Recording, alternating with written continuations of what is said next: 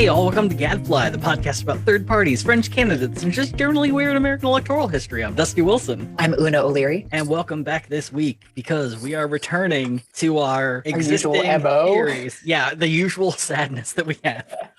We're returning back to preview 2022, where we are looking at various races of the upcoming midterm season that I think are going to be very interesting to follow. Oh boy. All right. I have gyoza in my stomach. I have water next to me. I can do this. So the plus I'm going to give this to you is there's a bit of bad news, good news with this. So the bad news is, yes, we are going back to Texas because the Texas primary that's going to decide, various runoffs and the like is happening on March 1st. So that is coming up in 9 days from our current time. So when this episode comes out, it'll be like 4 days. Yeah, I think that's Fat Tuesday. Yeah, it is. Oh boy. All right. Yeah. Laissez-faire le tombe roulette. What'd you tell me to do? Like French occasion saying of like let's get times roll, bon temps roulette. Yeah. I forgot too. It's also Putchki season here. Oh, Putchki. Yes. Like I've yet to find someone who delivers Putchkis yet. So for those of you not in the know, Putchki season is great in Chicago because there are two traditions. One, people argue how to say it. I say it Pączki because I married a Polish man. Exactly. Yes. The Polish pronunciation is the correct one. But I've heard everything from Pączki to Poczki. What are some of the weird ones you've heard? I grew up saying Pączki in Michigan. And here's the other, like, to your point about finding a place that delivers in Chicago, for all that Chicago is like the second largest Polish city outside of Poland, where are the fucking Pączkis? Where are they? It was Evanston. Like, yeah. What? Why?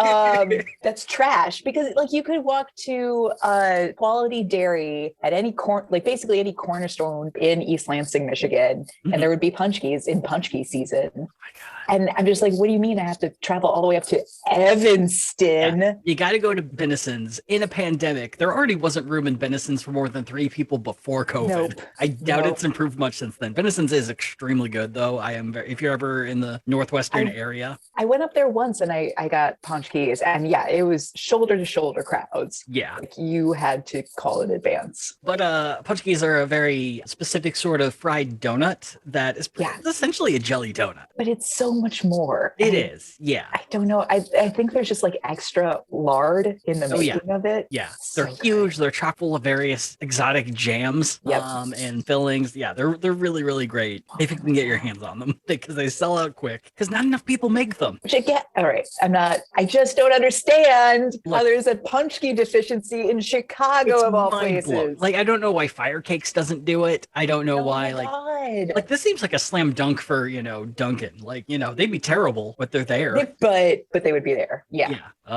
So just add that to the goddamn list. But yeah, so what podcast are we? What do we do? I don't know. I was just about to ask the same thing. Can't remember. Oh yeah, because we're talking about Fat Tuesday. Yeah. Yes. So I know we've repeated this a few times before, but the way Texas does their primaries is relatively interesting. The major parties do their own primaries, and if during your primary no one gets more than 50% of the vote, then the top 2 candidates move on to a runoff, and then that election I believe is I think it's in June. It's either May or June, but you get like a couple more months of running against someone else, or you just mop the floor and it's easy sailing until the general. So we might do a few more of these episodes in the future. There are some races I'm kind of keeping an eye on. There's a real crackerjack fucker by the name of Christian Collins I'm keeping an eye on. He recently did a speaking engagement where Marjorie Taylor Greene and Matt Gaetz were guests of honor. He is an America First type lunatic that used to work for Ted Cruz, and he has Ted Cruz's endorsements. The whole race has been very cutthroat, so who knows if he's even going to make it. But various things we're keeping an eye on to see if they might be good for a fun future episode. But Una, what, we got to stay fair and balanced here. We got to recognize there's the other side of things. The other side never recognizes us, so I don't feel any need for so-called fair and balance. Well, I think it is important because we're going to be talking about 2 congressional races in predominantly Democratic districts that I think are really, really interesting because it brings up the fighting words that we have for this coming year. Is establishment Democrat strong, or is progressive Democrat ruining everything? It's Dems in disarray season. It is. It very much is. But I think these particular races I'm looking at are definitely going to be the most high profile coming out of Texas as of right now. And I think might have some really interesting results because they feature some unique personalities, some really fun things that I didn't know about that was really fun to learn about Texas in general, and border immigration politics and things like that. So we got a bit of a learning experience ahead of us on this one. All right. So we're going to be looking at 2 specific districts, and that's going to be the 28th district district and the 30th district. So that's going to be the biggest city in the 28th is the city of Laredo, which is on the border, and the 30th district is southern Dallas. So I think it's important to talk about, how did Dems get disarray? How are we here? Why is there such animosity towards this whole progressive challenger thing? And a lot of it comes up with what the Democrats tried to do in 2020 in the wake of Alexandria Ocasio-Cortez deciding, hey, I'm going to run against an incumbent, and then winning. The Democratic Congressional Campaign Committee decided that they were going to have a nice rule. And that rule was, if you are a vendor for any person running against an incumbent, so like if you're a designer or, a webmaster or any number of jobs that occur during a campaign, that if you were a part of a non-incumbent's campaign, you were officially blacklisted from being used by anyone in the Democratic Party. Yeah. So, it's a nice way to have a good open election. And, it was a way to try to stifle competition. But the other big thing is that it kind of ensured that the Democrats would never work with people who are considered to be the most innovative folks coming in to the Democratic Party. Yeah, because AOC, no one likes a blacklist. Yeah. And like AOC, love her or hate her, one of the big reasons that her campaign was so strong is that she knew how to use internet. She knew how to talk to people. Like she wasn't using these old techniques that a lot of, I would say, millennials and younger find to be very frustrating and pointless and empty. Yeah, and I would say, again, love it or hate it, she also just seems to use those items because she uses them anyway. She removes that sense of falsehood.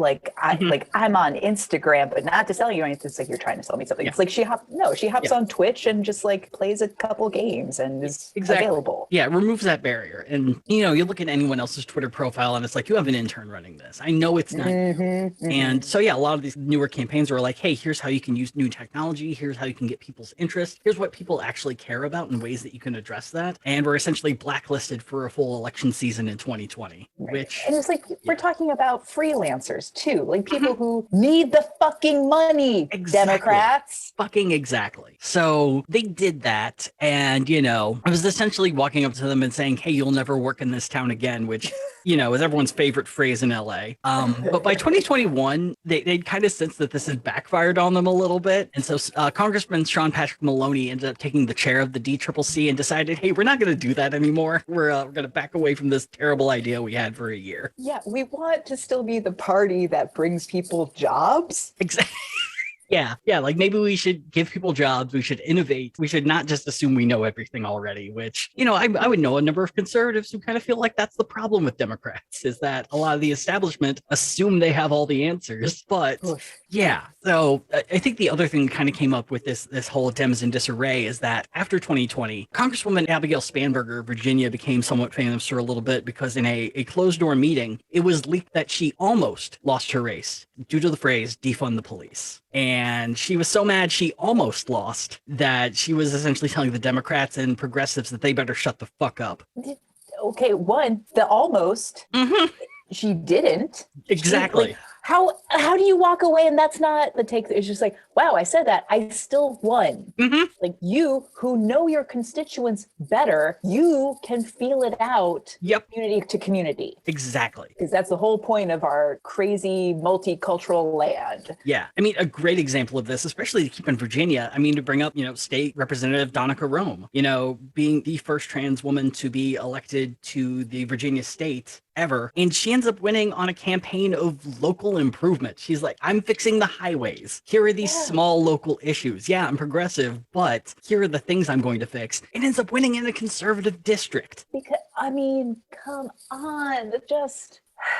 Yeah. It is that thing of when you see the polls of people who are actually in favor of LGBTQ rights, of abortion laws, of defunding the police and funding more community outreach, by and far in the majority. And then there's this middle burger class of bourgeoisie politics. Yeah. And then you get to the actual politicians, and may the two never meet. Yeah, it really reeks of how dare you deny me my birthright. birthright. It's, a big thing I say on here is like, there's no such thing as a spoiled election or anything. There's like no such thing as a spoiler candidate. You either win the vote or you don't. And Abigail won. She won. And yet she's still pissed off that she didn't win by a safe amount, that she's going to have to work again during the next election, which I might add, as a Democrat in Virginia, yes, you're going to have to work every fucking election. I'm sorry. You don't live in Maryland. This isn't how this works. No, if you'd stop blacklisting good employees, it might be easier. Yeah, if you could have used, I don't know, Lee Carter's people maybe, or like some like progressive candidates who do really well. Yeah, maybe bringing some of those folks on might help you win, Abby.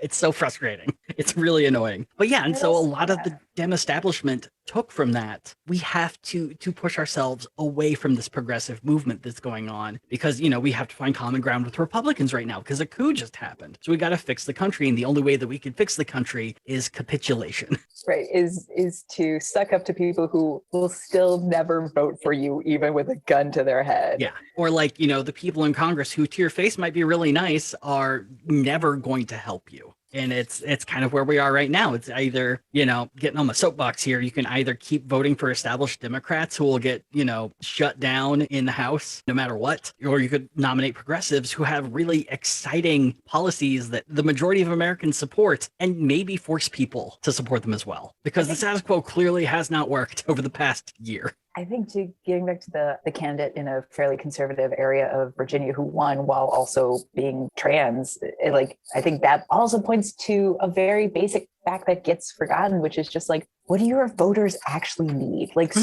And that's a great way to undercut crazy right wingers of just like, hey, yeah, this person wants to take away a married woman's right to birth control. How about those potholes? Do you want those potholes fixed? Yeah. That's like your day-to-day life is like what people actually care about it. Exactly. Fucking exactly. And it's, I feel like I've said this before, but the establishment Democrats are extraordinarily good at making promises and expect those promises to be held on to forever, but it's really doing things. It's showing progress, whether you get the credit for it or not. As long as you make that progress, it makes it easier to point back and say, hey, I made the promise to do that and it's done. Yeah. And so I feel like that's more possible with a lot of progressive candidates. It just kind of gets, stymied by a lot of these people who are mad they might not have a job next year. So, that's a good start, right? Went from Portuguese to the sadness of liberal-esque politics. Oh, but all right, give me the Texas news. Yeah, let's go straight to the 28th district. So like I said, Laredo's the biggest city. It goes from like sort of southeast East San Antonio, like the burbs of San Antonio, then goes south to Laredo. So it's a lot of empty area, but you still get like a few towns along the way, Laredo being the biggest. And that district has been held for the past 9 terms by incumbent Henry Cuellar. So Henry was born in Laredo, Texas in 1955. His parents, Martin and Odelia, who had immigrated from Mexico, worked as migrant farmers, traveling as far north as Idaho to work. Eventually, Martin would work in Laredo as a gardener and a ranch manager. Henry would end up being the oldest of 8 kids and graduated from high school in 1973. He'd go to Laredo Community College, get his associate's degree before transferring to Georgetown, where he got his degree in foreign service, which is the study of spreading American policy internationally and encouraging peace. Henry would follow this up by getting a master's degree in international trade via the Texas A&M International University, and then got his law degree from UT Austin. Whoa. So Henry had a very busy early life. Boy, is degreed up. Yeah. You know what? I have to admit how cool that is to start at a community college and then move all the way up through like that.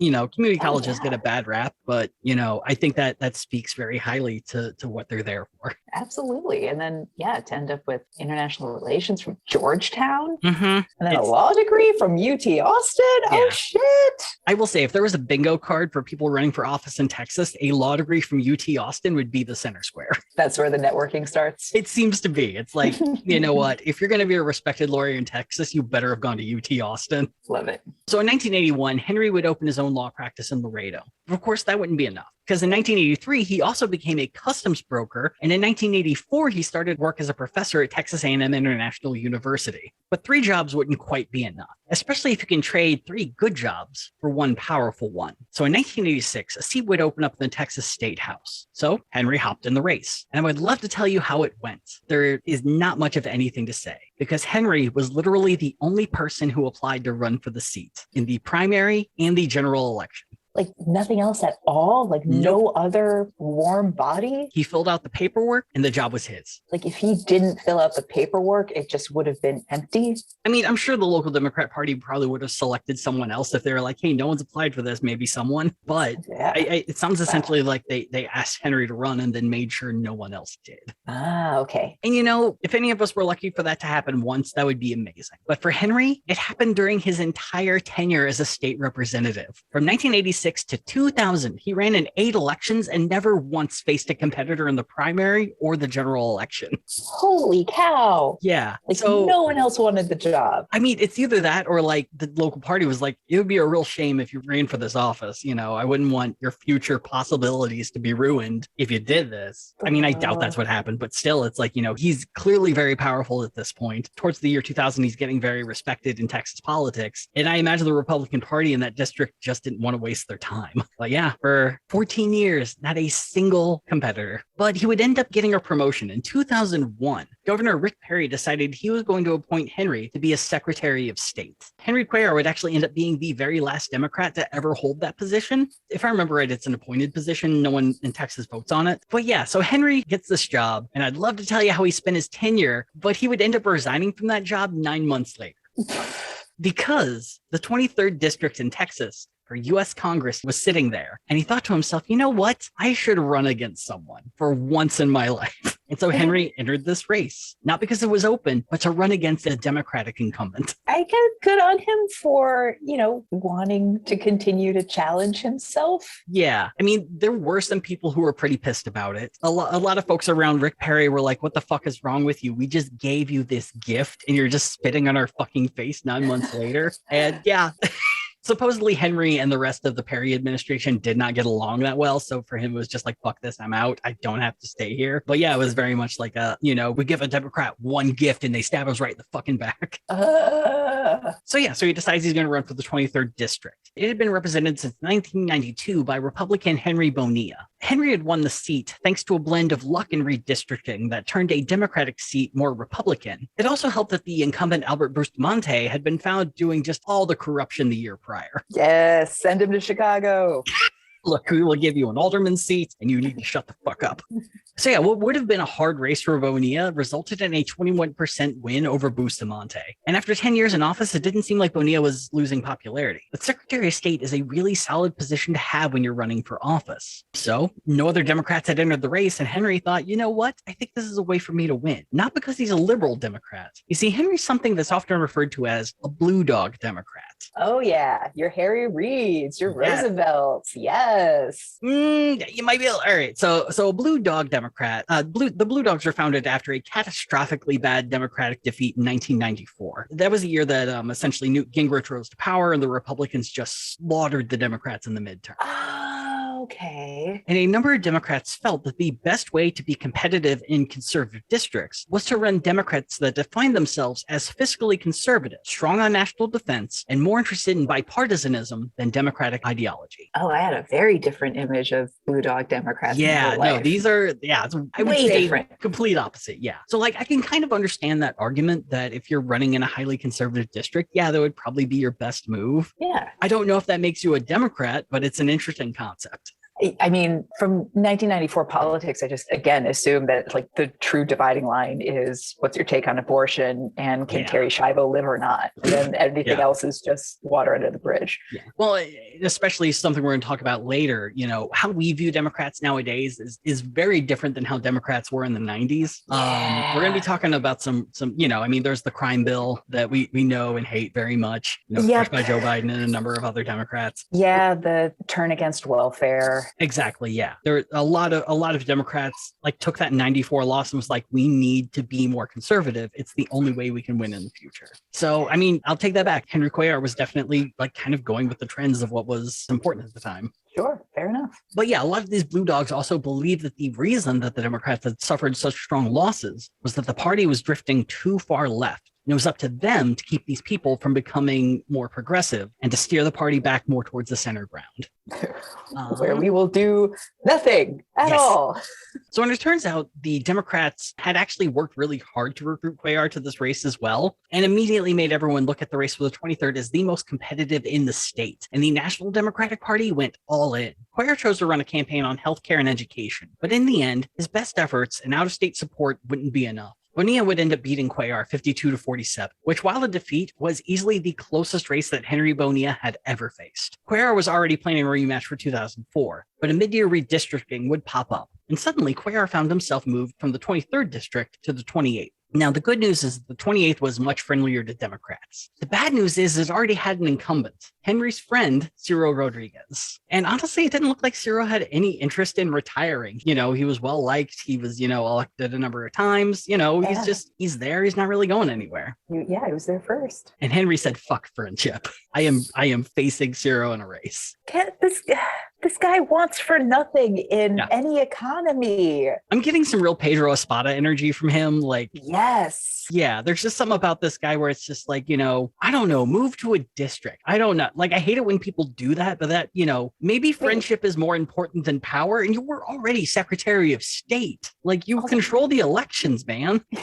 Yeah, but Secretary of State, he's in it for the chase. It's the journey, not the destination. Maybe that's what it was. Is he finally had an election where he had to face someone and the rush was too big for him to turn it down? It's such a high. What could be better? I know. I'll piss off my friend. That'll do it. Yeah, he's a gambling man who finally lost everything. And now he's going to do everything he can to get it back. Some causes be damned. So a thing that's important to note about the city of Laredo is it has been stated, it votes blue, but it tends to have more conservative leanings in general. Sure. So when Henry entered the race and Laredo was a part of the district, it made things a little bit easier for him. So when he went to run against Ciro, he particularly just ran from the right the entire time. And so after a bitter friendship ruining primary, he ends up beating Ciro by 203 votes. That's it. Mm-hmm. Wow. Skin of your fucking teeth ekes on by. Now, Ciro would sue to overturn the results, but was completely unsuccessful. Henry skated to a very easy general election win and found himself the newest congressman from Texas. And since then, Henry's really only had one tough campaign, and that was when Ciro challenged him to a primary rematch in 2006. And a duel, good sir. So one thing with Ciro, he would not end up winning that primary, but the way the redistricting worked, he was able to hop into the race for the 23rd district and ended up facing Henry Bonilla and beat Henry Bonilla. Good Lord. So now Henry and Ciro have to see each other at work every fucking day now. Yeah, I mean, seriously, you guys, it's a small world. It's almost like if Henry had just moved to the 23rd, he might have been fine. But nope, you got to ruin your friendship, see him every day at work, pass some laws together somehow. Wives are still cordial to each other. Oh my God. So Henry's run 8 campaigns during this time, 3 of which he didn't face a Republican challenger in the primary. And during his time in Congress, Henry has set himself as being the most conservative Democrat in the entire House, which, granted, that's not saying a ton, but it does set him apart in some key areas. On one side, he actively fought against any legislation calling for more fencing or walls along the border, referring to it as, quote, an antiquated solution to a modern problem. But then again, that only counts for things that he said. In actuality, he voted twice to approve Trump's border wall. He also voted to make it easier to deport unaccompanied minors back to Central America. But on the other side, he also leaked pictures of poor conditions at Border Patrol detainment centers. He fought to increase the number of judges in immigration courts, which, is a huge issue in the immigration system as of right now, but we'll get to that later. But he also made this erroneous claim that immigrants released on bond mostly don't show up for their court hearings. So we talked about this during the Attorney General episode. Yeah. No, 95% of them show up for their hearings. That's not even close to most. And finally, he supported something that is colloquially known as Kate's Law. Are you familiar with Kate's Law or Kate Steinle? No. So Kate's Law would begin in a honestly tragic fashion. In 2015, Kate Steinle was walking with her father and friend along Pier 14 in San Francisco. During the walk, she'd be struck by a single bullet in the back and instantly killed. Holding the gun was Jose Inez Garcia Zarate. He would claim that he had found the gun wrapped in a cloth under a bench, and when he picked it up, the gun just went off. Jose tossed the gun in the water and ran. Kate Steinle would die 2 hours later and Jose would be arrested. The trial would become more complicated when it was found out that Jose had actually been deported from America a total of 5 times and was once again in the country illegally. Jose had mostly worked construction jobs, but he also was arrested multiple times on drug charges, predominantly for heroin. On the morning of Kate's death, he admits that he had taken sleeping pills that he had found in a dumpster. Jose would end up getting Matt Gonzalez to represent him, which is probably the most famous Green Party candidate and the most successful Green Party candidate. He made it onto the San Francisco City Council for a number of years. Oh shit! Okay. And the main argument they were running with is that this was entirely an accidental shooting. Mm-hmm. So they looked into it. During the trial, it was found that the gun actually had been stolen from a member of the Bureau of Land Management. An expert for the defense would note that the gun, a Sig Sauer, was notorious for having an extremely poor design that like the trigger it was very easy to fire and was a gun that was no longer used in policing due to the fact that it had such a hair trigger on it. Right. We got people for that. Exactly. So the accidental firing would end up being bolstered by forensics, noting that the bullet's initial target was a chunk of pavement 15 feet from Jose, that the bullet ricocheted from that spot before hitting Kate 78 feet away from there.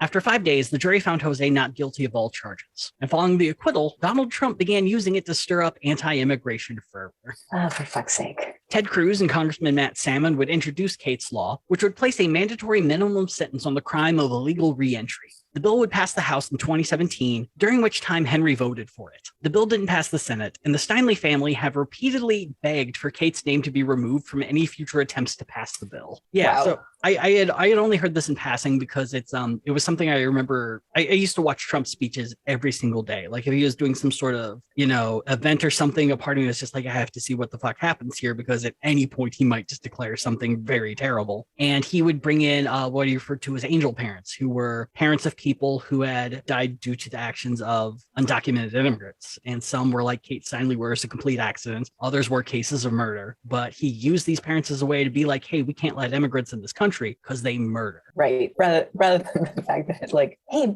maybe we shouldn't have guns. I don't know. Like maybe they shouldn't just be like available and also poorly designed. I would compromise for that. I think the bare minimum is that if you have a gun, it should be a little hard to pull the trigger. Yeah.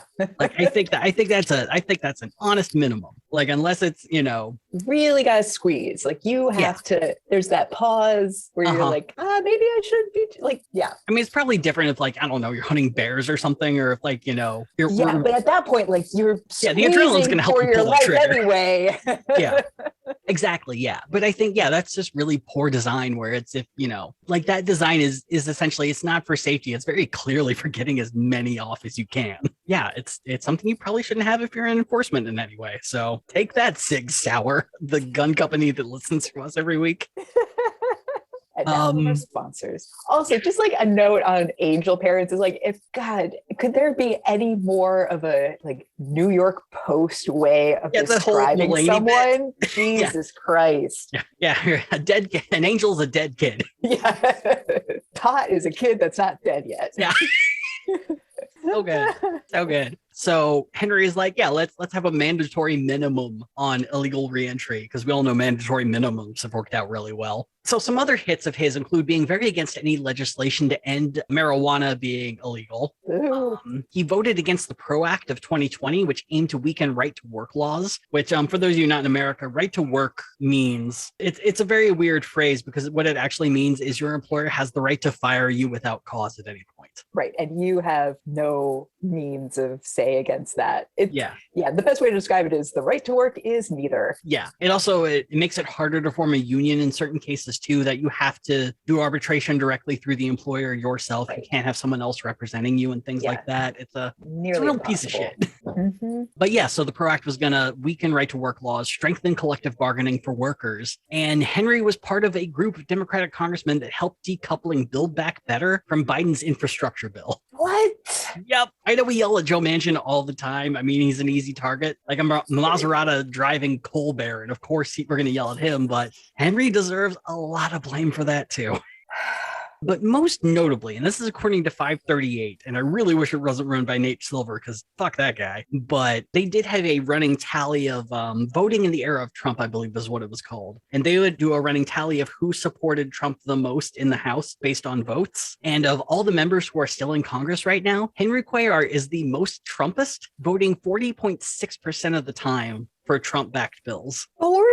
Yep, 40.6%. That's such a high number. It's ludicrous how high it is. Oh my God, that's nearly half. Yeah. So the thing is, going into 2022, Henry is running into the same issues that made things easier for Henry Bonilla to win back in 1992. Redistricting has happened. It's a whole mess everywhere. The 28th has been moved into kind of a more liberal area. But also, Henry appears to be in some sort of trouble. And by trouble, I mean the FBI came to his house for a cordial visit. Henry! So we don't know why. The FBI is keeping very tight-lipped on this, but there's theories and there's guesses. So all of this is under a rainbow of allegedly. Yee! I love that rainbow. Give it so to great. me. So Henry really likes a country called Azerbaijan. Oh no. So Azerbaijan used to be part of the USSR back in the Red days, back during the Cold Wars. Yeah. But after that all fell apart, they gained their independence, became their own nation. And they've kind of, for the first year, it went fine. And then the Aliyev family said, you know what you guys really need? A long-running dictatorship. Yeah. And then some really questionable architecture done by said dictatorship. Yes. Yeah, we're not talking, I mean, things aren't as wacky there as they are, say, in like Turkmenistan, but I'd say it's like Belarusian levels of dictatorship going on there. It's definitely not great. Yeah. So the Aliyev family has ruled the nation via a cult of personality since 1993. Also really weird. Anyone who tries to challenge them in elections just kind of disappears. Oh boy. They do hold elections, so that doesn't make them like a pure out and out dictatorship. It's more like a dictatorship with a little bit of theater going on. The Aliyev family has never collected less than 75% of the vote, and during the most recent election in 2018, they won by a margin of 86-3. Wow, they must be so loved. They must by be people. so good at their job. It must be ludicrous how good they are. Like Trump and other Republicans are looking at those numbers and genuinely just the numbers and thinking like, God, I wish I could get that spread. What are they doing that I'm not doing? I know. What do they got that I ain't got? Should I get a kill squad? Would that be gauche? I deserve 86%.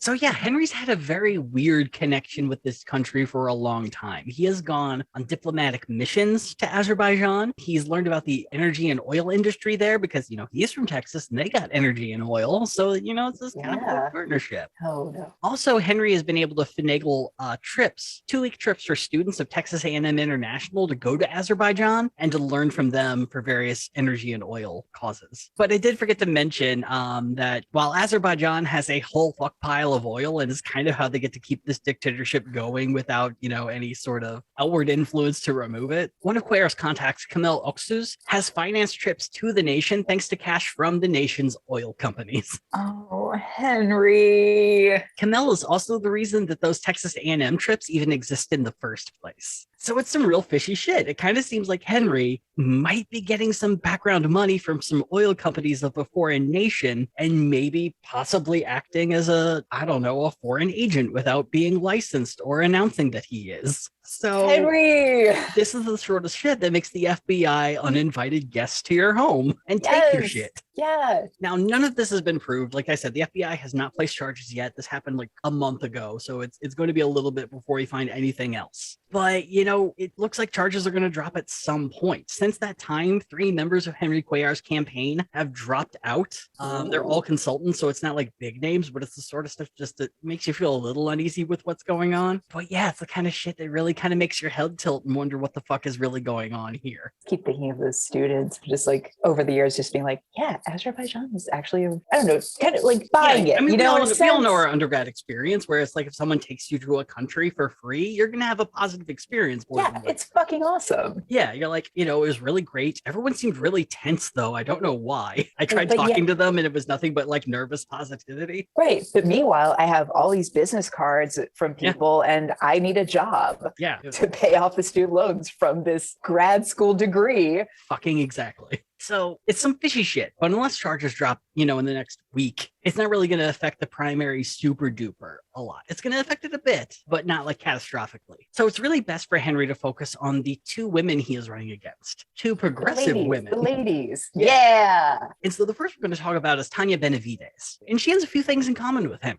She's the oldest of 9 kids, grew up in Laredo. And after high school, Tanya majored in political science at Texas State University and then got her master's in education from Johns Hopkins. She began her career as a teacher in New York City and Houston before returning to Laredo. And she shifted her focus more to organizing against the Trump border wall and for vaccine advocacy. From what I could find, she did at least one protest against Trump when he visited Texas after he lost re-election. But aside from that moment, there really isn't much out there, which means we get to dive into my favorite part. It's policy time, baby. Beep, beep, beep. Beep, beep, beep, beep. So what does Tanya want to do? During COVID, she wants to make sure that everyone gets $2,000 checks per month. Hell yeah, Tanya.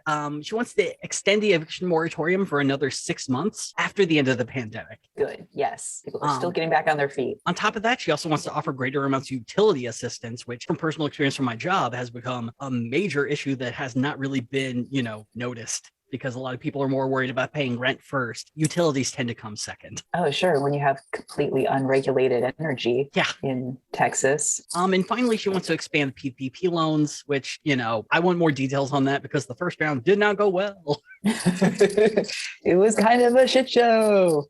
She would like to increase the federal minimum wage to $15 an hour, pass the PRO Act, expand Medicare eligibility with the goal of eventually passing Medicare for all, end the over-reliance of standardized testing in schools. And here's one I didn't know about. Did you know that there is a Green New Deal for public schools? Ooh, I did not. Yeah. So Congressman Jamal Bowman of New York introduced this. And I think I love it. I think it's really, really cool because it does list how much money they want to go to each thing. And it's not like super complicated. It's literally 5 things. So one is putting money towards removing mold, asbestos, and toxic materials from all public schools. Fucking duh. Increase social service programming at high-need schools. Nice. Have local education agencies train new teachers and staff as trauma-informed specialists. I fucking love that. It's, we place so much pressure on teachers and kind of, I feel like when we view kids as an amalgam, we just kind of picture like a blank child with a middle household and everything's fine and they do work. But a lot of these high need schools, you have to understand the pressures that a lot of these kids are coming from, the various, whether it's violence surrounding them or at home or various, substance use issues or mental health. These are things that you need a trauma informed specialist to not just be able to help, but to actually understand and to be able to help in ways that are proven to work, not just ways that you think they might work. Ooh, yeah. And it does put a lot on teachers, but if you're specifically training people who want to do that work, I think it's a wonderful idea. Offer funding to increase community involvement in schools and give the most amount of money to ensure that all schools are complying with the Disabilities Education Act and quadruple funding in schools where the majority of students are living in poverty. Yes. This is the big one for me because, growing up in Ohio, the way schools are funded there is or at least when I was in high school, was based on how much the land in your district is worth. And so that's across the country. It's property tax. It's insane. Yeah. So I went to a very large school district with very few students. My graduating class was 96 people. Oh, wow. But it was the second largest district by geography. Oh. And we got fucked over because it's almost all farmland. You could turn that farmland into developments. That could make a lot of money there. And so by the middle of the year, teachers would be like, could you please bring in toilet paper? Could you maybe bring in Kleenex? That would help us a lot. Holy shit. Yeah. And so, and the thing was, it was a really good school, great teachers, really amazing stuff. But yeah, by the middle of the year, it would be, it'd be survival mode. And so I think anything that stipulates no, we can't be doing this by property tax anymore. We have to be basing it by need from here on out. Oh, I think it should be removed from property taxes completely and be federalized. Yeah. My dream is I want to live long enough to see the white hot rage of people who clawed their way into the suburbs, turn around and then look at CPS and realize that the anger when they realize that their movement away from the city meant nothing because the whole point is that you want to be in quote unquote good schools. Yeah. CPS is now flooded with money. We're doing fine. Goodbye. And I think speaking from my experience too, is that the whole system is very urbanized sort of a view, sort of very metro sort of view of what property is worth. It's not so much like, oh, this farm is really valuable because it's going to supply food to people. It's going to supply all these basic needs that people want. Yeah. In the view of property tax, that is worthless. What is actually worthful is to build houses and remove the farm. Oh, I mean, it's white flight by another name. And so when I hear people be like, let's get rid of income tax or whatever, I'm like, sure, you know what? Fuck it. Let's get rid of property tax. Like, because your McMansion, is no more valuable than this farmland. Yeah. And especially if that's the marker between like one kid going to a busted ass high school versus a kid a block away going to some like practically elite private university that's still public. Mm-hmm. It's insane. So that is the Green New Deal for public schools. I love it.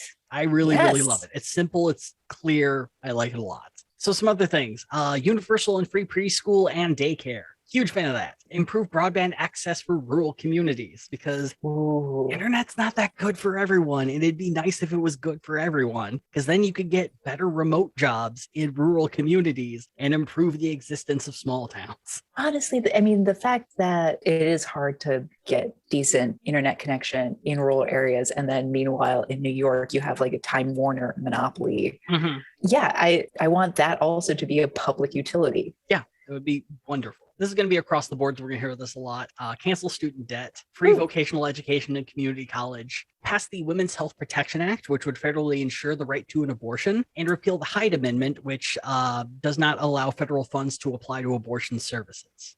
Wow, that is bold. Nice. Offer a pathway to citizenship for all undocumented immigrants currently in America via the U.S. Citizen Act for anyone present in America previously to January 1st, 2021. She's against the border wall, but I think this is a nice little detail I didn't see in anything else. Return the land taken by eminent domain to the families. Oh, yes. That is how you get voters on board. Yes. I mean, it's just such a small detail, but I could absolutely see the government being like, I mean, we're not going to give back the land. We kind of need it. I mean, we might need it for something later. Listen, there's so much paperwork to get the land. Yeah. It just feels like a whole effort to give it back. Look, we might do something with it. Won't be a wall, but we might do something with it. That butterfly sanctuary is already fucked up. It's not.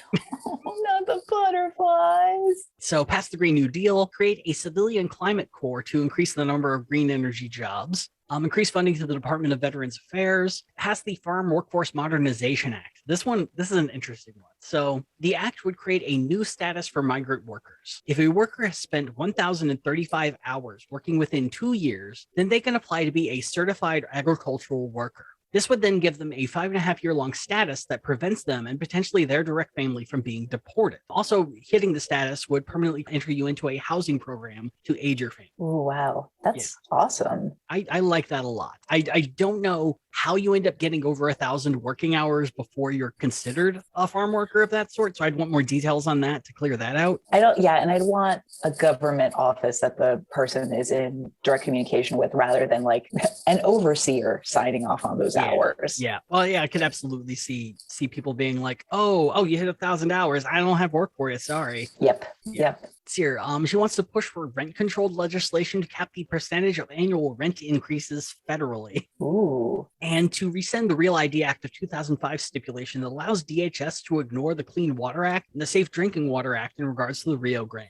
Yes. Yeah. What? Yeah, I didn't know that was a thing, but apparently it's a thing.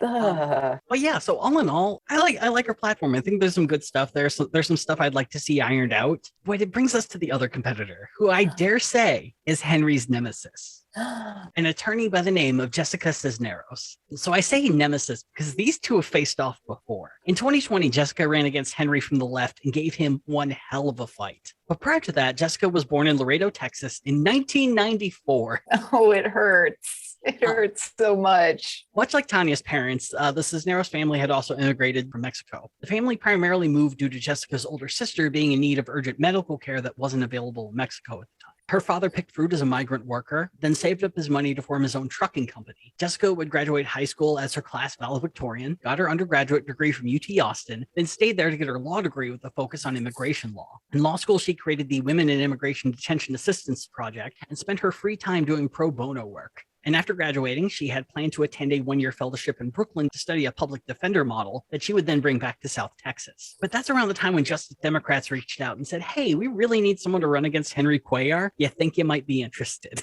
Instead of going off to New York, she stayed to run. Jessica ranked up a load of endorsements, including Bernie Sanders, Elizabeth Warren, AOC, and Julian Castro. Henry would counter that with his own endorsements from Nancy Pelosi and Illinois Congresswoman Sherry Bustos, who was the chair of the DCCC at the time, because you know what? We can't have incumbents running. We got a This was the year they were blacklisting anyone who was helping an incumbent challenger. Wow. This is lines drawn. And yeah, Henry ended up winning, but only by 2,690 votes. So following the loss, Jessica stayed in South Texas. She returned to pro bono immigration law, where she worked with 2 different legal nonprofits and became the supervising attorney within races. And now she is fucking back for round 2. Again, she's endorsed by Elizabeth Warren, Bernie Sanders, AOC, and joining the party this year is Katie Porter, Ayanna Pressley, and Henry's former friend, Ciro Rodriguez. Yes!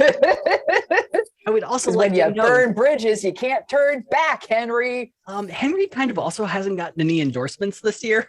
Because he got endorsed by the FBI one morning? Look, I don't think you can be endorsed by the supreme leader of Azerbaijan, but it's worth a shot at this point. And so, yeah, Jessica's here and she is bringing us some policy. Her policy includes Medicare for all, but also including dental, hearing, vision, and mental health in that. Ooh, hell yeah. She would like to fix the immigration system. And here's a part where, for our more conservative listeners, it's a little series we're going to call Bill Clinton Was Actually Worse Than You Remember.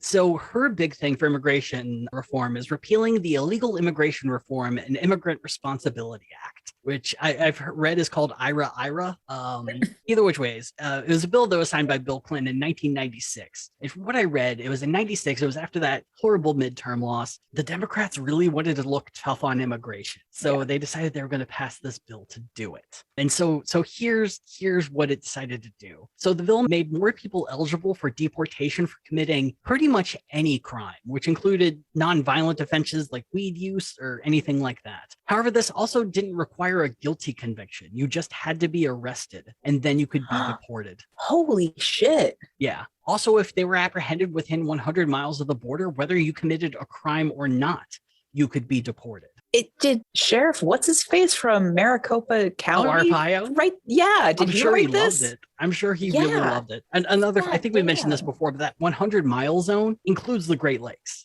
So, and it doesn't just like go along like the border where Superior is and then goes into Huron. It counts Lake Michigan as its own boundary. So it like the boundary dips into Chicago and up the west coast of Michigan. Which is real dick, because I remember when Asian carp was starting to be discovered up the Illinois River, like one of the methods to basically like pull any possible more funding from the feds to make sure that the Great Lakes were secured against oncoming Asian carp was to suddenly count Lake Michigan, because it's the same water table as Lake Huron, as the same waters. And that got thrown out. Fuck. Yeah. And so a fun little detail is that within this 100-mile zone in America, since we can dip down into that, it contains 72% of the country's population is in that zone. It's so ridiculous. Yeah. It's a zone that the Border Patrol essentially has their own set of rules that they can apply. It's like the only place that you're safe technically is like Topeka, Kansas. Yeah. Maybe. Yeah, probably. Migrants are now required after this bill to be held in detention, which made it a lot harder for them to be able to get a lawyer to fight their deportation. It reduced the amount of leeway an immigration judge might have in deciding if someone was deported or not. So instead of being like, all right, here's the context, here's the understanding behind it, I'm going to fudge this is understanding, I'll let you stay, using my own judgment. It got to the point that it's a yes or no, and it has to be by the book. It would allow an undocumented immigrant to stay if they had been in the country for 10 years, and only if their deportation would cause a U.S. citizen, no one else, it has to cause a U.S. citizen, quote, extreme hardship. And it should be noted that breaking up a family did not count as an extreme hardship. I was just going to say, wow. And only 3,000 people a year could attain this status. So if you're the 3,000th one person applying for this, despite the extreme hardship, you're gone. You're fucking gone. Right. So even if you do everything right, even while like you have Gestapo era laws, like really truly after you, and even then there's a cap. And Wow. another thing, you know that trope of like, oh, I'm going to marry someone and then I can stay in the country. Yeah, green That card. trope died in 1996. Wow. Because since then that hasn't been a thing. If you are married to someone and that person you're marrying is undocumented and they've been in the country for more than 6 months without a legal status, either prior to getting married or after, then they would be banished from America for 3 years. If they're undocumented in the country for more than a year, that goes to 10 years that you are Holy, banished from America. And yeah, you holy could get a shit. waiver to prove that there was some sort of extreme hardship if you were removed, but you have to be banished first, and then you could apply for the waiver. So forget about it. Yeah. This also gave the U.S. Attorney General authority to create any kind of barrier across the U.S.-Mexico border. And 1 year after passing the bill, deportations tripled from 50,000 to 150,000. The number of undocumented people also tripled. So the reasoning behind this is that prior to this bill, it used to be, let's say you live in Tijuana, but the best paying job you can find is in San Diego. Yeah. The way it was set up is that you could live in Tijuana, drive to your job in San Diego, do your work, and at the end of the day, drive back to Tijuana. However, when the law came into effect, that made it a lot harder to do that. And the fear of like going to your job and then being viewed as an undocumented immigrant while at that job and placing a fuck ton of penalties on you, it became too much. And so people had to make the choice of either quit your job and stay in Mexico or keep your job and stay in America. And a lot of people, since there wasn't that like revolving door of being able to do that, the number of undocumented people in America tripled. Wow. Yeah. So good job, Bill. Great job passing a really heinous fucking law that if anything made things worse in every regard. So much worse. But look, you gotta look like you're tough on immigration, I guess. Why? For whom? I mean, look, that 94 midterm really fucked up the Democrats. And so God. instead of like getting better candidates or trying to, do things with the power of the president, I guess be Republicans, I suppose, or be more conservative. Anyway, back to Jessica. She also wants $15 minimum wage, passed the PRO Act, wants to make sure there are 12 weeks of paid universal family and medical leave, and at least 7 days of paid sick leave for everyone.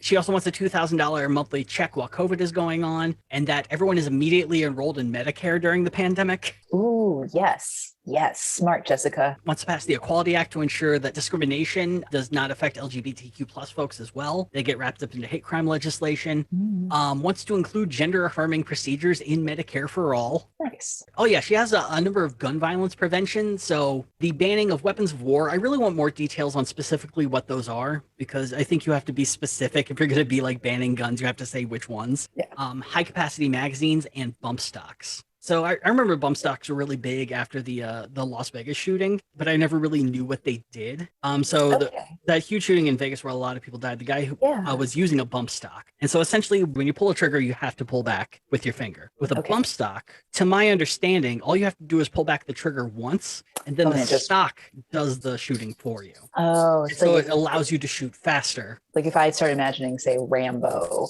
just like laying waste to whatever. Yeah. Because technically that's what an automatic weapon is supposed to do, is you hold down the trigger and then it just keeps firing. A bump stock turns a non-automatic weapon into an automatic weapon. Oh, that's a yikes. Yeah. Not only does Jessica want to completely fund the Department of Veterans Affairs, she makes a really good point that there should be a VA hospital in Laredo, because people have to travel a large fucking distance to the nearest VA hospital if you live in South Texas. Hell yeah, Jessica. She wants to pass the Green New Deal.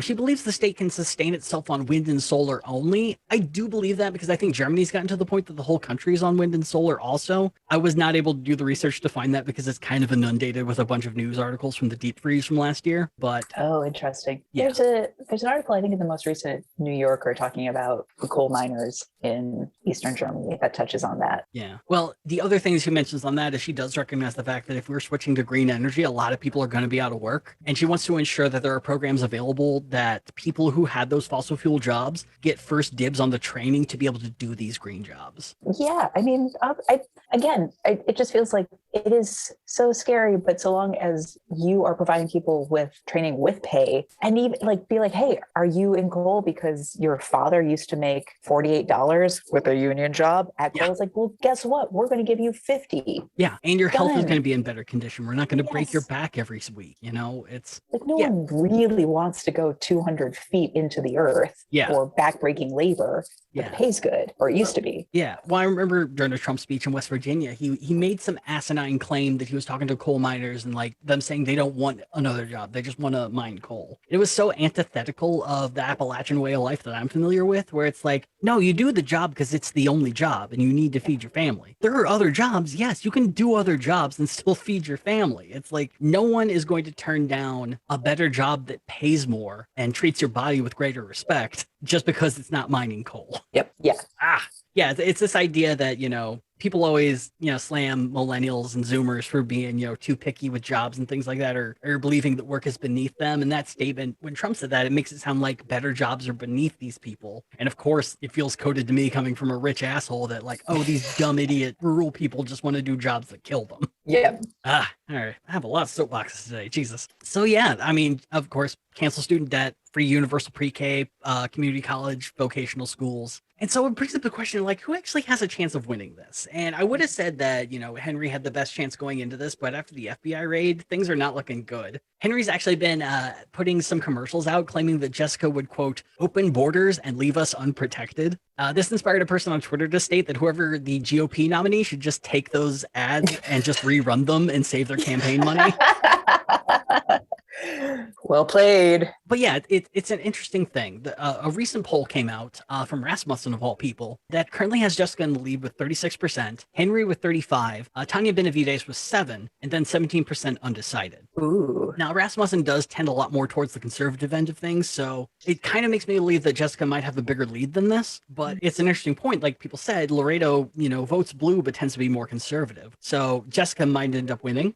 There might be a bit of panic and Henry ends up winning, but I think it depends on what the FBI does. And then there's the question of like, is the same thing going to happen that happened to India Walton in Buffalo? Ooh, I'm still mad. I'm still mad, Dusty. Yeah. Oh, I'm so angry. That Henry supporters might end up supporting a Republican instead. And there are some strong, compared to people who've run in the past, there are some strong competitors who are running in the GOP primary this time around. And so it could be dicey. It really could. But I mean, quite honestly, Jessica's a 28-year-old badass who her time is, I believe it's come. I think she has a really good shot on this. The fact that the National Dems don't seem to be supporting Henry this time around, I think is gonna hurt quite a bit. Yeah. But yeah, that's where I'd put my money going into this. But it's I guess we'll see in a week.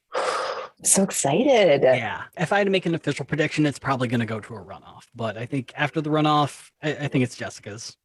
That's my prediction. I would love that. Yeah. Yes. Youngins, get them in. Which brings us to another race that I think is probably going to be the most knockdown drag out in the Texas Democrats, and is for South Dallas's 30th district. So this district, 30. Yeah. So this district has been held by Eddie Bernice Johnson since the district was created in 1992, and has never once had any real risk of losing her seat. During her storied congressional career, she served as the chair of the Congressional Black Caucus, is currently serving as chair of the House's Science Committee, and she also voted against the Iraq War in 2002. However, she's also an Armenian genocide denier. That's such a specific flavor. That's so weird. For a thing that has a lot of pictures to prove that it happened, it's a weird thing to be. It's also like it's unfortunately, I mean, I don't know the makeup of the 30th district, but it's also unfortunately one of those genocides. Like you can live your life without making a declarative statement one way or another. Yeah, unless like you're living in an Armenian neighborhood in LA or Chicago, you can get away with not even knowing about it and moving on. Yeah. But nah, Eddie is just like, fuck the Kardashians. It didn't happen. Oh my God. No. Also, she had a bit of a scandal because when she was the chairwoman of the Black Caucus, they offer scholarships to various youths for school and things like that. And 15 of them went to her own relatives and children of her district director. On top of that, she also personally wrote the foundation to tell them to send scholarship checks directly to her relatives and not directly to the universities that they were attending. Oh my God, like a fucking paper trail of this? Yeah, you always want to leave one of those. That's how you find your way back. God, why not just CC a journalist while you're at it? Well, I mean, clearly it didn't affect her career. I mean, she was able to bounce back from this, being like, it was an honest mistake and Armenia is lying. Oh my God. But hey, she's retiring, so, whatever. All right, It's fine. And since her announcement, Democrats have flooded into the race. In total, 9 people are running to be the second person to represent the 30th in the Democratic primary. And yeah, 9's a lot to get through. So as we've done before, I'm getting through the folks who I don't think are being serious enough about this. Like you're in the D plus on your campaign, and that's all the attention I'm gonna give. You are a hobbyist. Exactly. First, there's former county constable Roy Williams Jr. He's run for sheriff twice to no success, so I guess running for Congress couldn't hurt. The thing though is Roy does not have a campaign website, and fuck you. If you want my attention, that's not enough. Kick rocks, Roy. Go run for sheriff again. It couldn't be easier in this day and age. Go with Wix, especially if Wix, I don't know, decides to sponsor us someday. From looking at so many campaign websites, there are very clearly templates. Like like you would just file in ipsum lorem wherever the fuck you want. Like it's so angering. After that, we have community organizer Arthur Dixon. Now, Arthur does have a campaign website, but we're going to go pretty quickly past him because of everyone who is running, he hasn't raised any money at all, or he hasn't submitted any campaign finance reports, which either way, not a good sign. Not a great start. But he is running on a campaign of universal basic income, $15 minimum wage, free healthcare, free community college, passing the Green Deal, and legalizing weed. Hey! Not all bad, but man, you got to turn in paperwork. That's like step 1. That's how you get in trouble. Once again, learn from Pedro Espada's mistakes. That money doesn't go in your pocket. It does not. At least just do the paperwork. After him, we have former Dallas City Councilwoman Von Seal Jones-Hill. She served on the City Council from 2007 to 2015 and holds multiple degrees. And these degrees include a BA in History and English from UT Austin, a Master's in Library Science from Atlanta University, a Master's in History from Rice, a Master of Divinity from Southern Methodist University, and a law degree from UT Austin. Hey, there it is. All right. Also, I'm guessing running for office was because parents were like, you need to get a job. Maybe, I don't know, but maybe. And you would think with someone with, political experience would have a solid platform. But Von Seal's page of issues looks more like a poorly made frame of a PowerPoint. Plus, it only lists 3 campaign statements with no details. And to be fair, I'm going to say those 3. Living wage jobs and equitable contracting, excellent education at every level, and equal access to quality healthcare. Those are definitely more platitudes than platforms, but yeah, it kind of feels like, I don't know, a placeholder of what was going to appear on the next page of your PowerPoint, but you just uploaded one part of it. It's like you've written several dissertations, right? Like, or master's theses. So are you just tapped out? I mean, it's so mind-boggling. All right, so after this, we have school board member and mental health counselor Dr. Keisha Langford. And this is where we move into the ranks of decent website, clear interest for the job, and modest fundraising. But there are some things that do keep the doctor this low. For one, her fundraising has been modest, but not very good. For 2, her website has a glaring typo wherein her top priority is listed as social justic. Oh no. And for 3, one of the 2 mental health companies that she runs, the Avenue PRC, has kind of turned into a Facebook page solely dedicated to advertising her campaign, which that's it.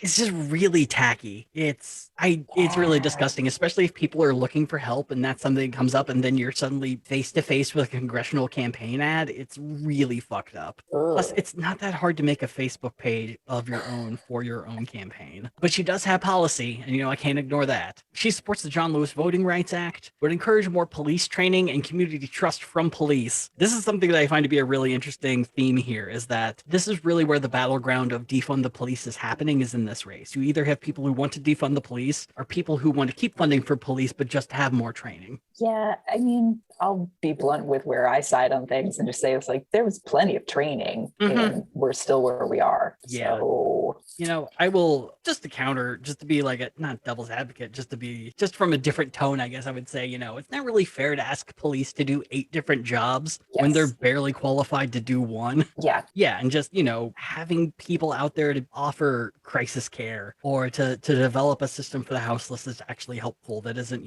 large facilities that can't focus on what people need. It's Yeah. Ugh. I would take more training if it also came with like more selective enrollment. Yeah. If like the minute you have evidence in your background of domestic violence, guess what? You're out. Done. You can never be a policeman again. Agreed. Done. Agreed. Oh, I'm sorry. Would that take away 80% of the police? Well, then guess what? We're dealing with 80% less of the police force. Yeah. And yeah, I think, especially if you coupled that with, say, making it easier to fire problematic police or police who have murdered before. Yeah. That would be just great.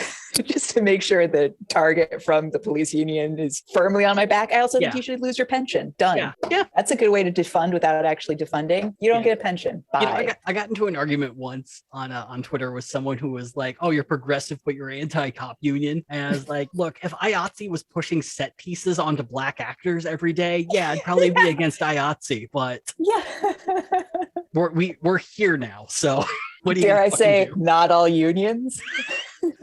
Boo. Of course, she wants to create a pathway to citizenship. There are actually details for this. She wants a 5-year provisional status, after which you could apply for temporary status. Once you got that, you would get 3 years of temporary status, and then you could apply for full citizenship. Don't know what any of that means, but it's a path. But one of the more unique things is that Keisha's not interested in $15 minimum wage. She wants it to be $16.54. Yes, Keisha. Yes. Yeah, because you're right. $15 would have made sense in 2007. It is 2022. Mm-hmm. We've got 7% inflation. Let's go. But aside from those things, she doesn't really have a ton of details on how she will go after the things that she cares about. So I kind of got to move on. Which leads us to the candidate that should be the most ready for this and probably infuriates me the most. Excellent. Because she's just so clearly unprepared. This would be former state representative Barbara Mallory Calloway. And the reason I say that she should be ready for this is that she has been running against Eddie Bernice. She's been running against Eddie in every Democratic primary since 2012. But since then, she has been doing progressively worse. In 2014, she'd lose 70-30. But by 2020, she had finished in third place in the primary with 13% of the vote. And now that she has the experience to run a primary without Eddie in the way, she kind of just seems to be giving the bare minimum of effort. She lists veterans affairs, public safety, and community as her main issues, but supplies zero policy other than we should support veterans, we need to get along with police, and I'm not going to get rid of the ACA. But she does have one unique thing, and it's a youth branch of her campaign. Young, emerging, live and loud, or live and loud, I'm not really sure, or yell, as it's called, was created as a way to, quote, engage young adults age 18 to 30 in the political. The group has 7 goals towards success, which includes connecting their peers in the political arena, learn the importance of community involvement, learn about the election process and how to vote, learn the importance of voting in every election, learn how government works at the local, state, county, and federal levels, find opportunities to work and volunteer in political campaigns, and become candidates for public office. And this would be a great program for the 2022 race. That is if it didn't look like Mallory bailed on this program in 2018. No. The Facebook page is gone. The Instagram page has 1 post and 1 follower, and the Twitter hasn't been updated since 2017, which is good enough since they only have 3 posts and 3 followers. Oh, for some reason, this is extra heartbreaking. Yeah, clearly this is a job you have wanted. And like, I've seen her video. She's not like incoherent or anything. It doesn't sound like, this is an obsession or anything. It seems like something she really wanted, but the effort just fucking isn't there. It's sad. It's really sad.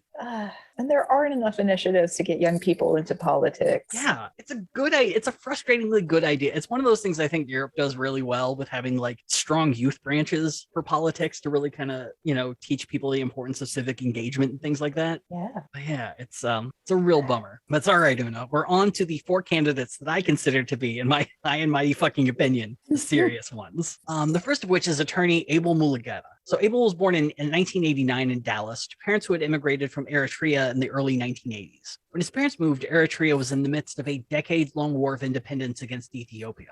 His father would begin work as a cab driver, while his mother did a mix of nanny work and homemaking. Eventually, they saved up enough money to open their own small market. Abel attended, you guessed it, UT Austin, and canvassed for Obama during his free time. After graduating, he worked at the district office of Eddie Bernice Johnson before leaving there to attend law school at Southern Methodist University. Following graduation, he was hired on to be the chief of staff of State Representative Raphael Ankaya, and Abel states that it's through this work, predominantly in fighting against GOP-led voting laws, that convinced him to enter the race to fight against those efforts at a federal level. aside from that, that's all we have aside from policy. And it's not really clear. He writes a lot of essays that don't really have a lot of clear policy. So like he wants to implement a national living wage, but doesn't say how much, increase access to affordable healthcare, but doesn't say how, defend our democracy and freedom to vote. He says he would do this by prosecuting individuals who work to undermine our system of government, but doesn't really say what that means. He does want to transition to 100% renewable and clean energy by 2050, which, hate to say it, that's probably a little too late, my dude. Oh, yeah. But yeah, he just lists a lot of stuff without really any specifics whatsoever. And it's a big bummer because he's raised the most money out of all the candidates. Do you think it's one of those things where because it sounds great and uplifting, but there aren't those specifics that we're seeing in other campaigns? Like people are able to project what they want, like someone who wants 15 and someone who wants $24 as a new minimum wage can both be like, yeah, this guy. I think a lot of it is just kind of playing things safe. The idea that if you don't say specifics of your policy, then people can't attack you. It's kind of a double-edged sword, though, because if you're at a debate and someone asks you for specifics and you can't give them. Right. Yeah, but it's also a congressional race, and not a whole lot of people are watching congressional primary debates. But yeah, it strikes me that's the tactic, is just to lay low and give your opponents as little to work with as possible.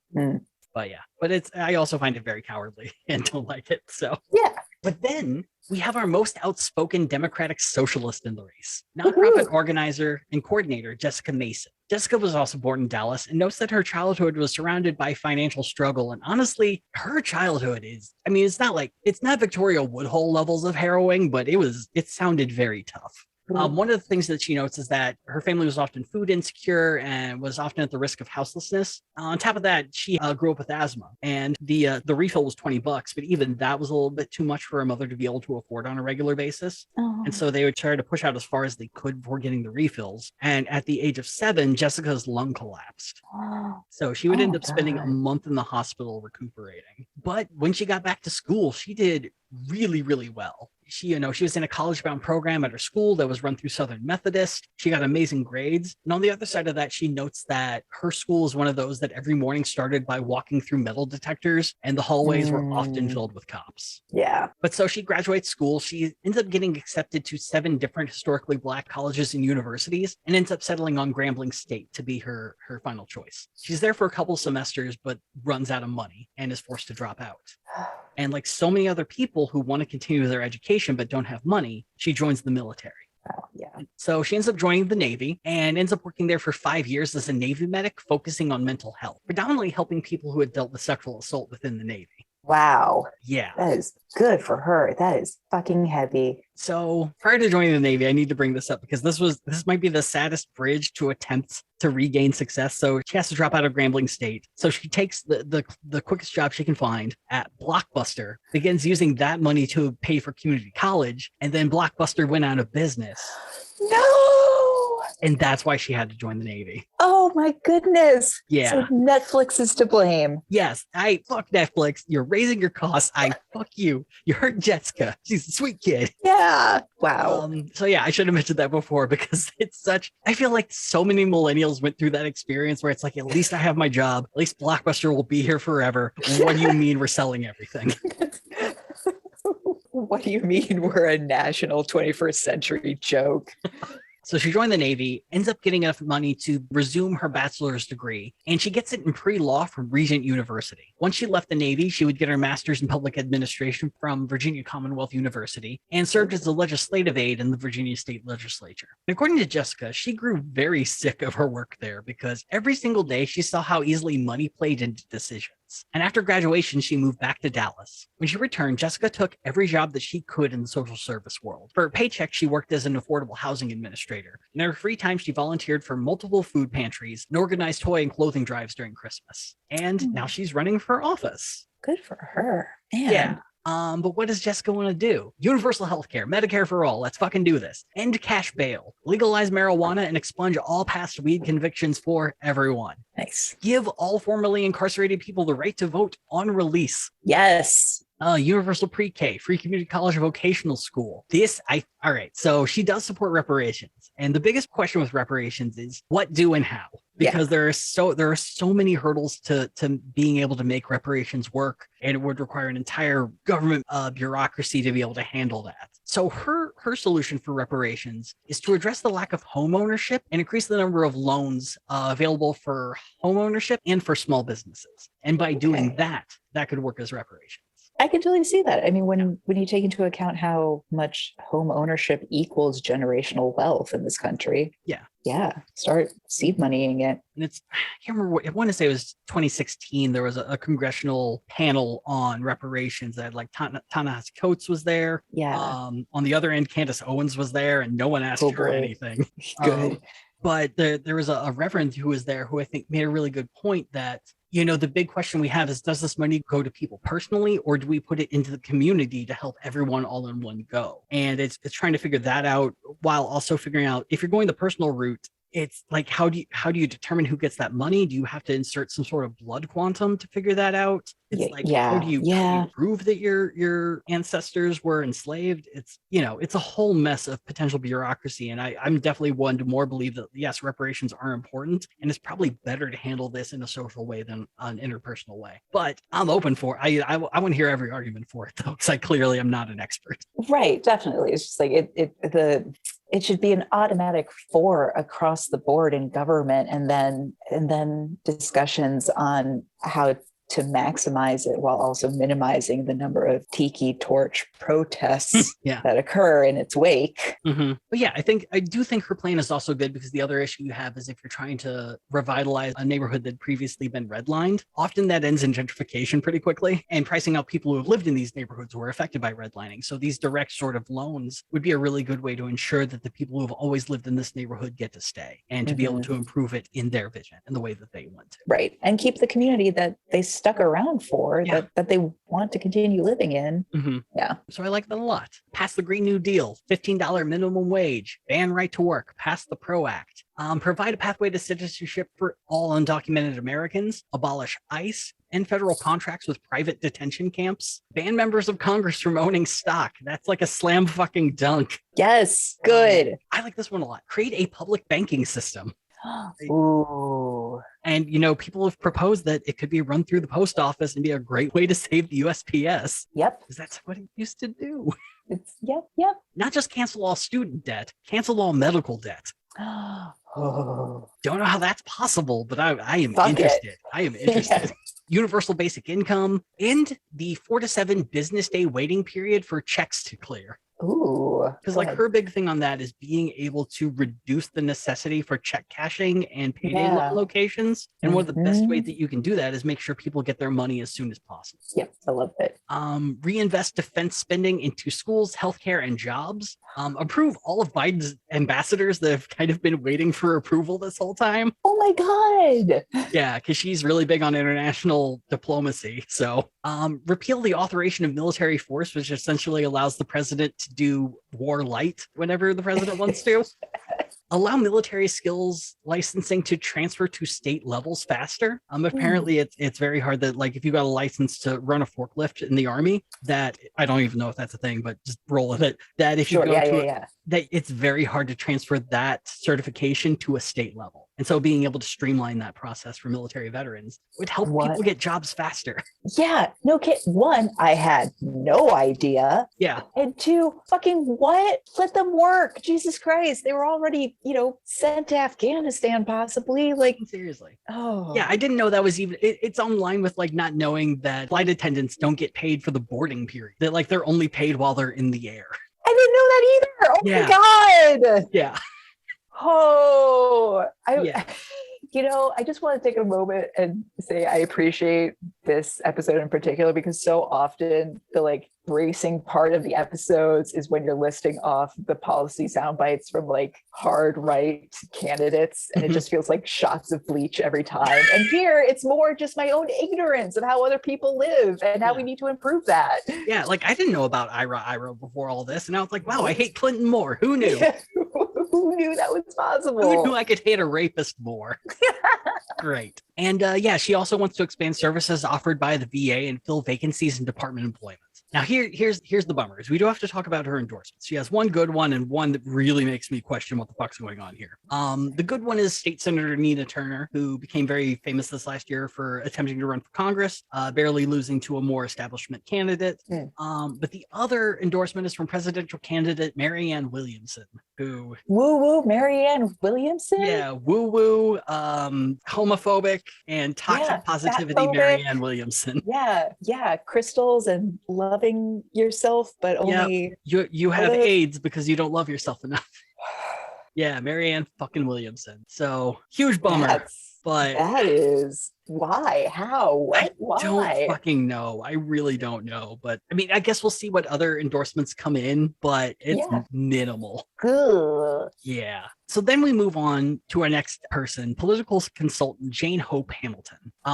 There's not a lot out there about Jane's childhood, but we do know that she graduated from Lake Forest College with a double major in political science and mass communications. She then parlayed this education into a very impressive political career. From 2001 to 2005, she was a staffer for Congressman Martin Frost, then was promoted to Chief of Staff and Campaign Manager for Congressman Mark Vesey, both of which are congressmen that are kind of considered to be on the more liberal side of things. But Frost was big in supporting the Iraq War, and Vesey is a huge supporter of offshore drilling. So it's kind of like progressive when it suits. Pino. Yeah. Good old Pino. But the crown jewel of Jane's career would come in 2020 when she became the state campaign chair for the Biden-Harris campaign in Texas, where she oversaw the best results for Democrats since Jimmy Carter won in 1976. And, it sucks, but that's all I got. She has gained Mark Vesey's endorsement, as well as a number of state officials, but Biden kind of seems to be holding off on an endorsement until the primary is over, so we kind of have no choice but to move on to policy. She wants to raise the minimum wage to a livable wage, but doesn't say how much. Yeah, livable is in the eye of the beholder. Yeah, a lot of people kind of think $8 an hour right now is livable. So yep. She does want to repeal right to work. Also wants to build community banks, increase funding to reentry services, like when you're out of prison to help you reenter into the workforce and into housing and all that. Eliminate cash bail and federal mandatory minimum sentences. Pass the George Floyd Act for improving policing. Pass healthcare that includes dental, vision, reproductive, maternity, and mental health services. She wants to expand Medicare, but not Medicare for all. And another one that kind of gives me a little head tilt. She wants to improve broadband services to make telemedicine more accessible. Telemedicine, I'm half and half on telemedicine. I think telemedicine is essentially like, what we've been doing during the pandemic where we Zoom our doctor. Yeah. And I think telemedicine has really suits in some regards. When it comes to mental health, I think telemedicine is a godsend, really helps rural communities where you can't find, a local therapist, and really expands people's opportunities and options. But for physical health, I think telemedicine is an excuse to be able to cut those services from hospitals in rural communities. It's, you can't really, you can't put a stethoscope on someone's chest through a phone. There's only so much that you can really do telemedicine wise. And it's a lot of people kind of treat it as this new age catch-all for all of these things and as a way to fix the sudden lessening of hospitals in rural communities, when really you should just be funding hospitals and communities. Yeah, it seems like telemedicine should be added on to some kind of platform that expands and funds local clinics and hospitals in rural communities. Because another thing I think about with telemedicine is that, like you said, in terms of mental health issues or the ability to maybe do like a routine checkup after a procedure or something where you just need to do literally like a little bit of FaceTime. Yeah. Depending on people's employments or jobs, like even if the rural hospital isn't that far away from you, just to even be able to not worry about needing to take the time off to go to some place for what could easily just be like a 5-minute checkup. Exactly. Yeah. And in a lot of rural communities, your nearest hospital that does that sort of work could be an hour and a half away. And I mean, that is huge in and of itself. I think that, telemedicine definitely has its benefits, but I worry that people consider it to be a silver bullet solution to a much greater problem. Absolutely. And it's also like, it's not like now you have telemedicine and your doctor is actually like talking to you and getting to know you even more. Like it feels like one of those things where it's Silicon Valley's answer to doctors. And instead of giving you more face time with the doctor. It just means the doctor can like line up more appointments within a certain amount of time to maximize. Gotta hit profits. those doctor metrics. Yes, exactly. So on top of that, she supports a lot of voting rights initiatives like John Lewis Act, For the People Act, make Election Day a federal holiday, which I'm a huge fan of that. Yep. Return voting rights to people the moment they leave prison. But she wants to make state schools, trade schools, and community colleges affordable. What that means, I don't know. Yeah. Plenty of people would say it's affordable right now. Exactly. Fucking exactly. This is some Biden bullshit. I'm just going to say it. This is some real Biden-esque nonsense. Or he'd be like, listen, Jack, school's affordable as it is. Dusty is angry. Listen, Jack. Anyway, so which brings us to our final frontrunner in this massive race, State Representative Jasmine Crockett. So Jasmine was born in St. Louis, Missouri in 1981. She attended Rhodes College with a plan to become an anesthesiologist, but ended up changing her mind when she was, quote, being put to sleep in Calculus 3 at 8 a.m. in college. And look, we've all been there. We've all changed our minds when an 8 a.m. class is like, an 8 a.m. class is a really good barrier of how interested are you really in this? Yes. So then she switched over to business. And while she was an undergrad, she was the victim of an unspecified hate crime. It was during that time that she ended up getting a black female attorney to come to her aid. And based on that experience that she had, she was like, I want to be like her, and went into law. Oh. She went to the University of Houston, got her law degree, and chose to stay in Texas to start her legal career, becoming a public defender in Bowie County, which is in the northwest part of Texas, right on the Arkansas border. At the age of 28, she attempted to run for district attorney, but was ultimately unsuccessful. She then moved to Dallas and formed her own private practice. And Jasmine would focus predominantly on personal injury claims, but she stated that's mostly just to pay the bills, because her real passion was to help people out through pro bono work during the George Floyd protests. Nice. So during that time, a lot of protesters got arrested on very frivolous charges. Mm-hmm. And, you know, a lot of people were placed in jail, threatened with long punishments and jail time. And so Jasmine took on their work pro bono, as many as she could. And she noted that by 2020, most of the cases had been dropped. And as a side note, she does have one story that I really fucking love. So when she was a public defender, there was a 17-year-old who was assigned to her who had been charged with murder. And after reviewing the case, she saw that the prosecution didn't have any evidence whatsoever to convict this kid of murder. It was essentially one of those things where it's like, we think you did it, we have no proof, and we're just going to roll the dice and see what happens. But the state was still going forward with it and ended up offering a plea deal to her client. And the deal was, plead guilty, and we'll only give you 37 years instead of life. Whoa. And Jasmine told him not to take it. So the state came back with a new offer. They knocked it down from 37 years to 10 years. And Jasmine said her client turned to her and said, I believe in you. I'm not taking it. And the day that it went to trial, all charges were dismissed. Oh my God. Yeah. Oh my God. Yeah. They were just going to throw a kid in jail because they could, because they thought they were right. And it's like, this is the sort of public defender that like really warms my heart, because they're given such ludicrous caseloads that when these offers come through, it makes it very easy to be like, well, the state's going to try to railroad you no matter what. And if you say no, they're going to punish you for taking their time. So, fuck. So she would note that despite this, she was feeling very tired from all of this work. Quote, the reality is that I could be the greatest litigator to walk the face of the earth, but if the laws don't make sense for everybody, then it doesn't matter. So instead of staying on as a lawyer, she decided to run for the Texas State House in 2020 against incumbent Lorraine Birabil. Now, Lorraine had only been elected to the position after Eric Johnson left the job to become mayor of Dallas, so the incumbent tag really didn't carry much weight. Lorraine had held the job for like 5 months at the time before the primary was coming up. So Jasmine entered the race, and she ends up winning by 90 votes. Wow. So in the general election, no one ran against her, and Jasmine became the youngest member of the State House at 39 years of age. Jasmine, yes. In the State House, she founded the state's first progressive caucus and became a proud pain in the ass to the powers that be in both the major parties. Because look, there's this whole idea that if you're new to the job, especially in Congress, we want you to sit back. You need to learn. You need to see how things work around here before you start trying to pass your own bills and do ideas and like that. You need to see how we work together to get things passed. And Jasmine said, fuck that. She put 75 bills into consideration during those 2 years. She worked. Many were focusing heavily on voting rights, police reform, and decriminalizing low-level drug offenses. And none of them passed. Most didn't even get voted on.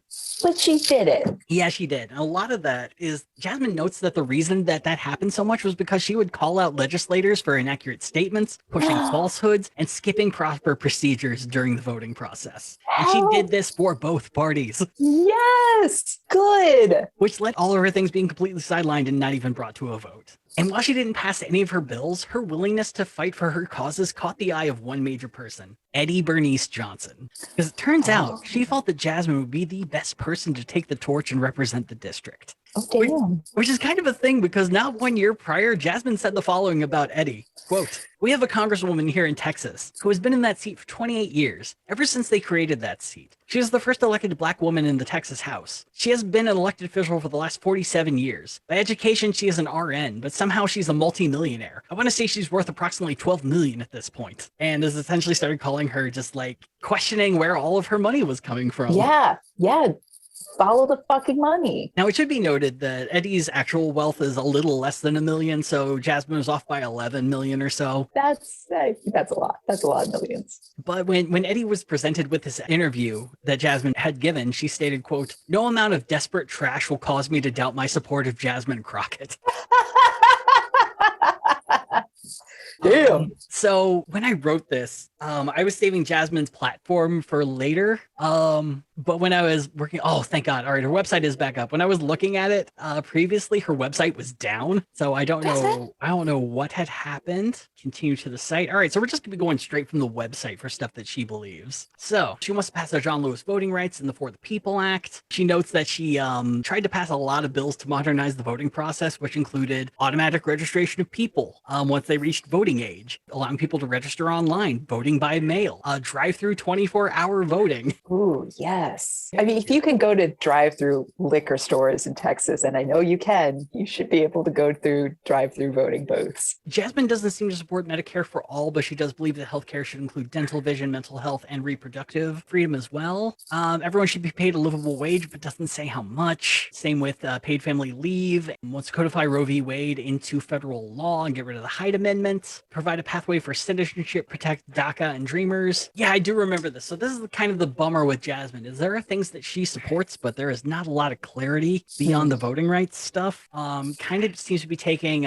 Abel's tact of like not really listing a lot of specifics. So yeah, I remember that's why I left it blank, is because there weren't a lot of specifics to go along with the things that she said. Yeah, and I'd be more wary about that, but I feel like she's already got past evidence of being a pain in the ass for these causes. Then I'm a little bit like not as much worried. Yeah. It's like, oh, once you get in there, you're just going to be a bulldog about everything. Yeah. Cool. Okay. It's mainly why I don't ever go through the platform of the people of incumbents, because you've kind of shown who you are in the way that you work. I don't really care about things that you say you'll support. I want to see what you have supported and what you have done. So yeah, it does. I think with any candidate, you kind of get that. I mean, fog of war probably isn't exact, but there is that question of like, how exactly are you going to do things? Are you going to be like Lori Lightfoot and have 50 pages of policy that sound fucking great, and then you get into office and do fucking none of it? Or just constantly lick police boots. Yep. Just over and over again. Those boots aren't going to clean themselves. Boy. But yeah, and so there really hasn't been any polling to really know which way this is going to go. Jasmine Crockett's campaign did put out a poll, but I said this during our Lost episode, a campaign poll is a lot like a dick pic with a filter. It's like, it might look good, but we all know it's not true. And so yeah, so her internals have her leading with 35% of the vote. The thing that really makes my eye lift a bit is they have State Representative Caraway, who's the one who's been running since 2012 and hasn't updated her page since 2008 or 2018, as the person in second with 11% of the vote, and that just seems impossible to me. Yeah. So I don't doubt that this is going to go to a runoff. I think there are too many people running. I don't see anyone with a clear lead so far. All the fundraising has been pretty tight, so it's a big ol' who knows. I find it really interesting just because it's a multitude of ideologies going against each other, and who knows what the fuck's going to happen. Yeah, shades of gray, man.